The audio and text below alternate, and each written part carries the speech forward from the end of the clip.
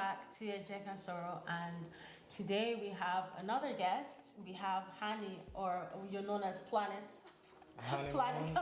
Or just Hannymoon, you know what I mean?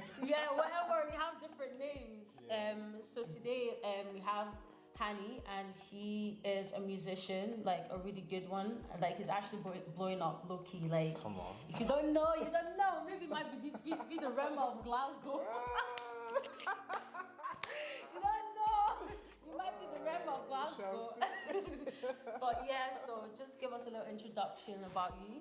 Yeah, man, like, as she said, like, my name is Hannymoon, I come from South Africa, Malawi, but now I live in Glasgow anyway, and I make, like, amazing music, like how she said, anyway, you know what I mean?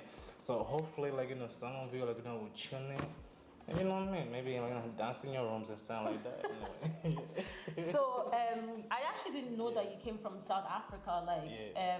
So when did you first move over here? So I moved to Glasgow in 2011. Oh, July. really? That's quite like late. Yeah, actually. I was 17. You know what I mean? I was 17, so it's like I already kind of like have like the whole 17 years of mine like in South Africa. You know what I mean? So it's like, and I know how to speak my language. Let me just say that. Okay. You know what I mean? Okay. Some people can't, but it's okay. So how was it the first experience coming over to the UK or Scotland? Like, what was that like for you? Man, it was weird. You know what I mean? It's like I remember when I arrived. Anyway, I was like in the kitchen and looking out the window. And I just wanted to go back to Africa because it was raining and it was in July. It was shit, and the language I didn't understand. You didn't understand, yeah. I didn't know what the hell they were saying.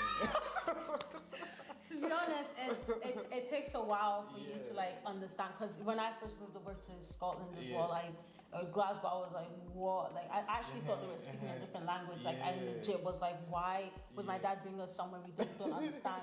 And then I realized it's the accent, and they speak really fast. So it was like trying to like take my time to understand what they were saying. Exactly. But then it's like you warm up to it. Like it's something that you just kind of warm up to. Yeah, man. Because like when I came here, it's like just went straight to like like last year of high school, and I didn't get nothing for like 2 months, man. That's when I started picking up. I was like, okay, cool, this is what they're saying. Blah, blah, blah. Like, you know what I mean? But before, I was like, I didn't know what the teacher was saying. Yeah. So how was the education like then for you? Would you say it was quite different to like how it was back home? To be honest, it's like it wasn't nothing different.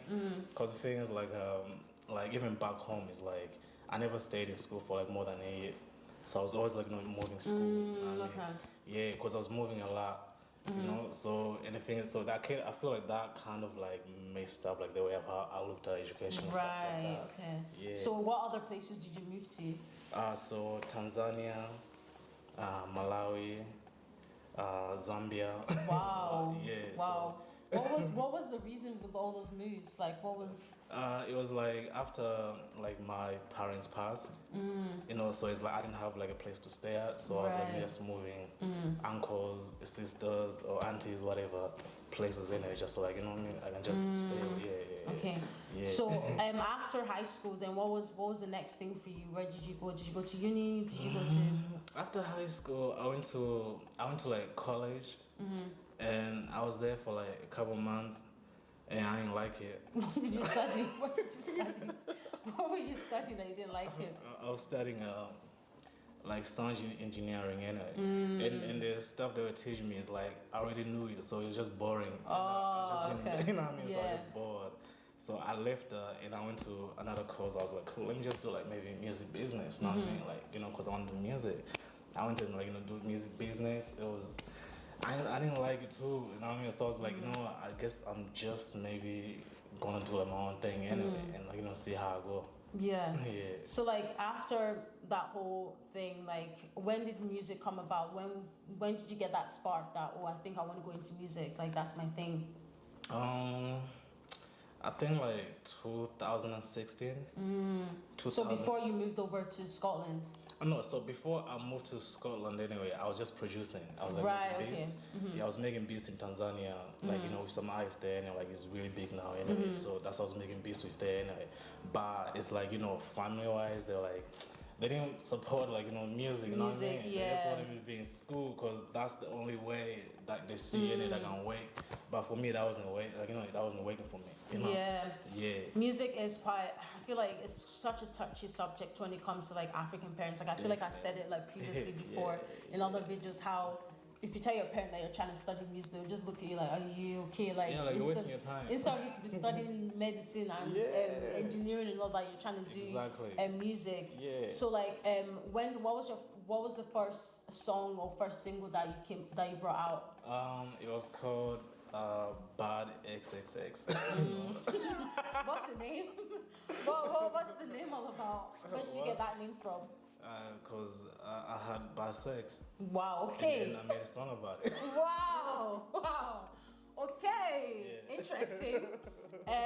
So when you first brought that music out, like how was it? Like did you get a lot of like people who recognized? Did you get a lot of like like when I made that song like with my friend like Tunde and like his other friend as well. And I think it was like this other guy that I used to hang with, like he had the song and then like told someone else about it, and then someone else told someone else, and then like people just started kind of like getting to know like, okay, cool, there's no kid like I makes music as well. So that's how like I came about. So how did you start making a name for yourself in Glasgow? In Glasgow, I was like working for these guys mobile like for forage. That's what I was working with like at that time anyway. So they were kind of like helping me push the music, and I was doing like a lot of shows as well like in art school before they closed it down. Anyway. So that's how kind of like I was like put my name out there, and also producing like like most artists anyway that like in Glasgow anyway. So that's what I was doing. I was like behind the scenes more. That's quite good because I didn't really know much about you until I think there was a song that you brought out, and then it was like everywhere, everyone was talking about it, and I think I followed you or you followed me or something, and then that's how I then knew that you were in Scotland, and I was like, oh, there's another musician and stuff. So do you feel like you've been making a lot of like would you say that you've been getting a lot of recognition through your music for the past couple of years? Because you said you started in 2016 and it's 2022 now. So like, how has that been like? Man, I feel like in Scotland it's kind of like it's going like slow, but like outside of Scotland it's like it's bubbling. You know what I mean? Because I get like most of like the people that listen to my music are like people from France, Portugal, Belgium, Brazil, like and like German. You know what I mean? So in Scotland anyways, like people know me, that know me and stuff like that, but it's like kind of like right now is when it's kind of picking up again. You know what I mean? But for the past few years it's like, because I was behind the scenes more, so I wasn't kind of like pushing like my music. I was like pushing other people's music anyway. But now it's like getting up, like So is it music that you do full time? Is that like your full time job? Like that's what you do? Nah, I work like in a hospital as well.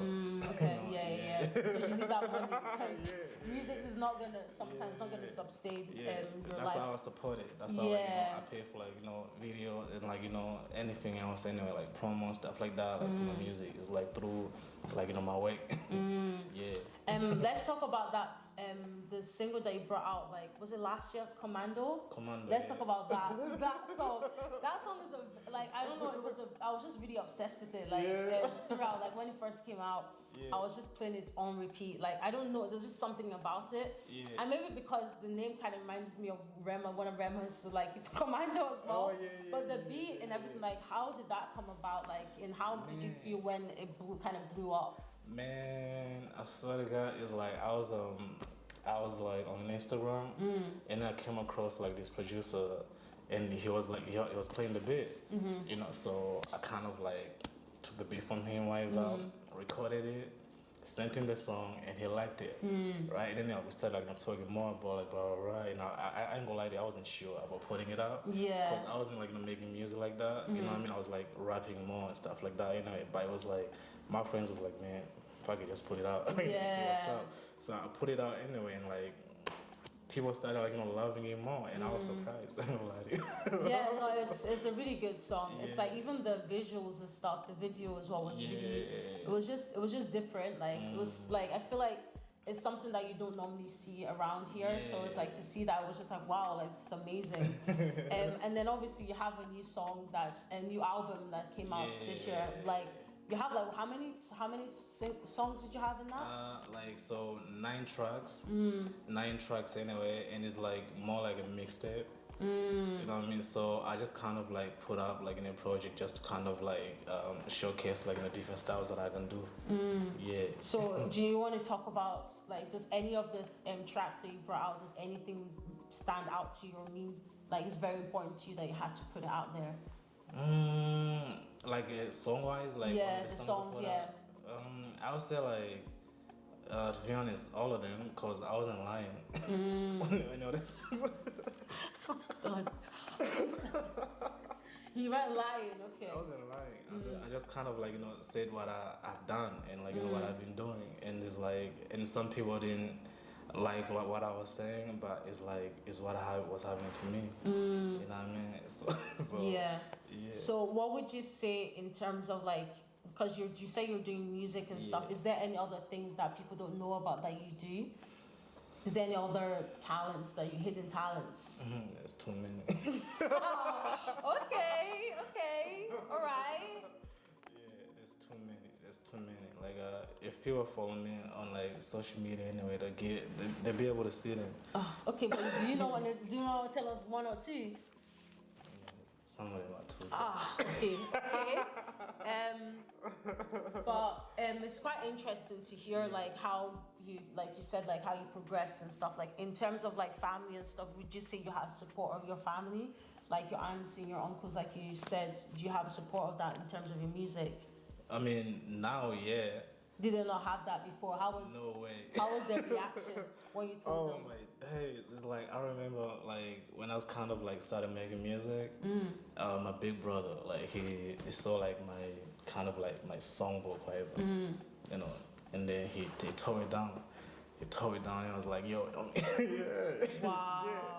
Yeah, cause like they used to think like I was like into kind of like satanic shit, and I was like, that shit didn't make sense to me because I didn't even know what satanic shit was. You know what I mean? So I was like, you know, so they didn't like it at all. They didn't support it until like, they started seeing people like me getting attention in it for my music. So they're like, okay, cool, I guess it's doing something. So when they see the money, they're like, okay, actually, it's not bad, it's not bad, it's not bad. Yeah, exactly. When you start paying for their things, and they're like, okay, shit, I'm gonna support it. But before, no support. Wow. Yeah. So, would you say you've gotten support from like friends as well? Like, do you have support of your friends? Yeah, like my best friend, like Seto, like K4U Visuals, like he definitely like I supported like in my career like a lot, like visual-wise anyway, because he showed like all my music videos.